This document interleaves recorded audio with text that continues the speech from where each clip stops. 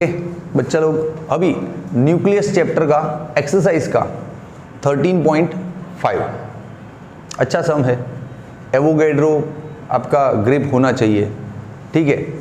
चलो देखो, a given coin has a mass of 3 ग्राम, 3 ग्राम मास का एक कॉइन लेके आए आप, और वो coin entirely made up of copper 63। जो कॉइन आपको दिया गया ना 3 ग्राम का कि ले बेटा कॉइन जा चॉकलेट का, वो कॉइन पूरा कॉपर से बना हुआ है। अब कॉइन 3 ग्राम का है कि 30 ग्राम का है कि 5 ग्राम का है, अपने को ग्राम से क्या लेना देना। अपन न्यूक्लियस चैप्टर पढ़ रहे हैं यार, अपने को ये पता होना चाहिए कि 3 ग्राम के कॉइन के अंदर कितना न्यूक्लियस बैठा है, कितना एटम्स है, वो पता होना चाहिए ना। तो वो जानकारी निकालना पड़ेगा, तब अपने को आगे मजा आएगा। तो निकाल सकते हैं, ये 63 दिया है ना इन्होंने, तो बोल सकते हैं कि 63 पे 6 एवोगैड्रो जितना 6.025 इंटू 10⁻23, तो 3 ग्राम पे कितना। तो चलो पहले नंबर ऑफ एटम्स और नंबर ऑफ न्यूक्लियस निकाल लेते हैं, फिर आगे का सम करते हैं, है ना। चलो तो 63 ग्राम पे इतना, अपना कैलकुलेटर तगड़ा रखना, टाइम खोटी नहीं होना चाहिए। 63 ग्राम पे इतना, अरे लिखने तो दे, पहले ही आंसर आ गया तेरा। तो 3 ग्राम पे कितना, तो इसको इधर और इसको इधर डालो।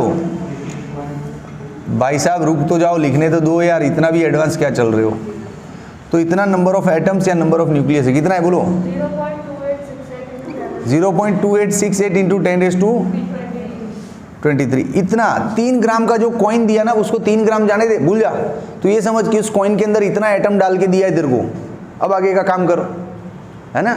चलो उस कॉइन के अंदर इतना एटम डाल के दिया है हमको, अब आगे बढ़ो। Calculate the nuclear energy that would be required to separate all the neutrons and protons from each other. भाई कोई भी न्यूक्लियस है, उसके अंदर बहुत सारा प्रोटॉन और बहुत सारा न्यूट्रॉन बैठा है मान लो, और एक न्यूक्लियस बना है। उस एक न्यूक्लियस का मिलके एक एटम बनता है। अब उस न्यूक्लियस को पूरी तरह तोड़ देना है, मतलब सारा प्रोटॉन और न्यूट्रॉन खींच के बाहर निकालो, तो पूरा न्यूक्लियस डिस्ट्रॉय करना है। मतलब इसके लिए जो एनर्जी लगता है उसको हम बाइंडिंग एनर्जी बोलते हैं, है कि नहीं। क्योंकि इतना सारा प्रोटॉन न्यूट्रॉन जुड़ा कैसे होगा, ये जब जुड़ रहे होते हैं, न्यूक्लियस बनता है, तब ये लोग अपना मास लॉस करते हैं, मास डिफेक्ट करते हैं, और वो मास है ना एनर्जी बन के उड़ जाता है और ये लोग चिपक जाते हैं। अब जितना एनर्जी उड़ा है ना उतना ही डाल, तो ये सब लोग वापस अलग हो जाएंगे, समझा कि नहीं। तो this is the clean concept of binding energy. तो आपको बाइंडिंग एनर्जी पूछा है, तो एक न्यूक्लियस का फाइंड कर लो कि इतना चाहिए। अब उसमें ऐसे करोड़ों न्यूक्लियस है, मल्टीप्लाई कर दो इससे, बात खत्म। आपको जो 3 ग्राम का कॉइन दिया है उसके अंदर का एक न्यूक्लियस का बाइंडिंग एनर्जी निकाल लो कि एक न्यूक्लियस में से प्रोटॉन न्यूट्रॉन हटाने के लिए इतना एनर्जी मेरे को चाहिए, तो इतने सारों के लिए कितना। सिंपल कॉन्सेप्ट है।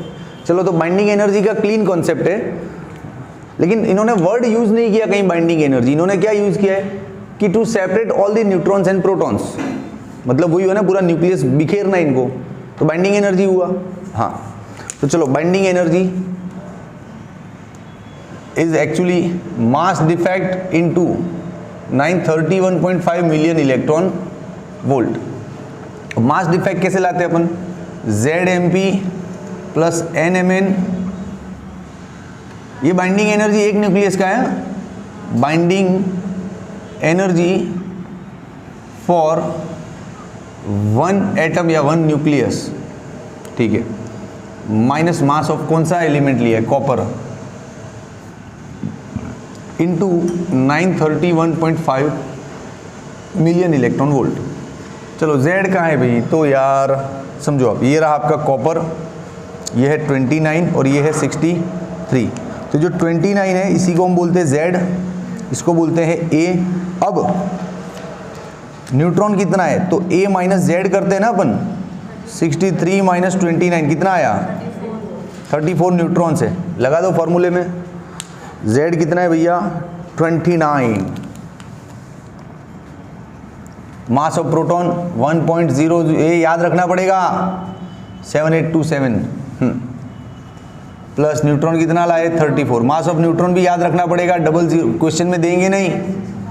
हाँ, मास ऑफ कॉपर दिया होगा, हाँ 62.92960, ये सारा multiply by 931.5 million electron volt. अब लगाओ इसको कैलकुलेटर, कितना आता है ये?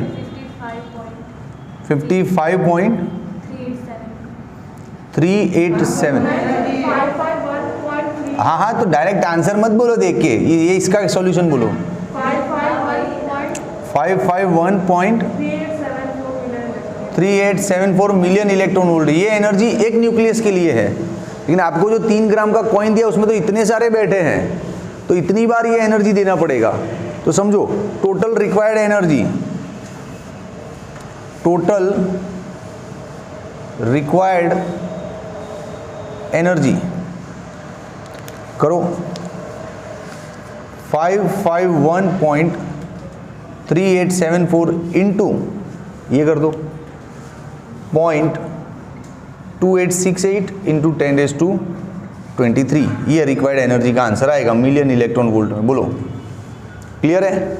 आसान सा समय आपको ये समझना है कि 3 ग्राम का जो कॉइन है उसकी आड़ में हमको इतने सारे न्यूक्लियस दिए जा रहे हैं, और हम जनरली बाइंडिंग एनर्जी एक ही न्यूक्लियस पे करके छोड़ देते हैं क्वेश्चन को। नहीं भाई, ये एक के लिए है तो इतने सारों के लिए कितना।